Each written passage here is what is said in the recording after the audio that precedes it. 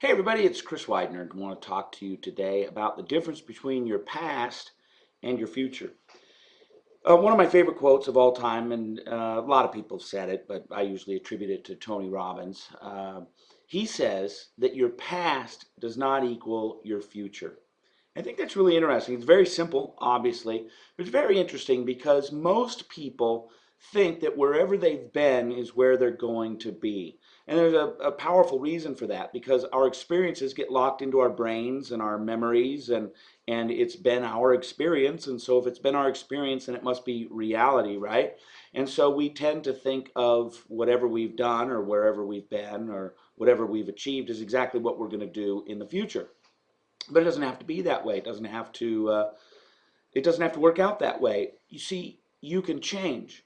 You can say it doesn't matter that this happened. This is what I want to happen. If you used to be fat, you don't have to be fat anymore. You can be healthy weight. If you used to be poor, you don't have to be poor anymore. You can achieve wealth and financial independence.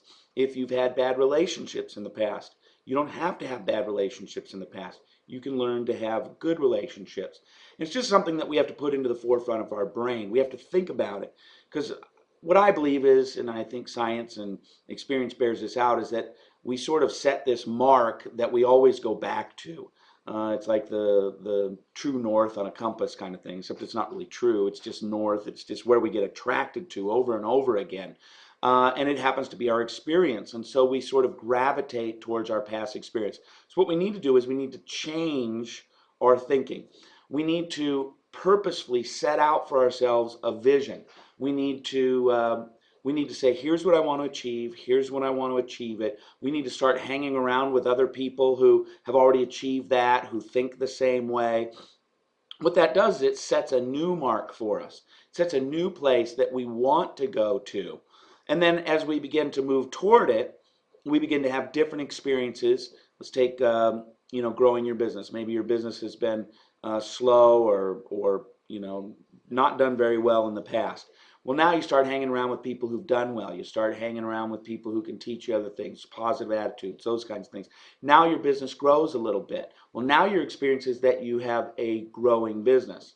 And your mentality changes, your attitude changes, your perspective changes, and then it begins to play on itself. See, your past plays on itself, but your future can play on itself as you begin to turn it around and navigate towards some better experiences and a better future. So what I want you to focus on, tell yourself, my past does not equal my future. And then set for yourself a destiny, a future that you want to achieve. Begin to read about it, think about it, talk to people about it. Set it as your goal.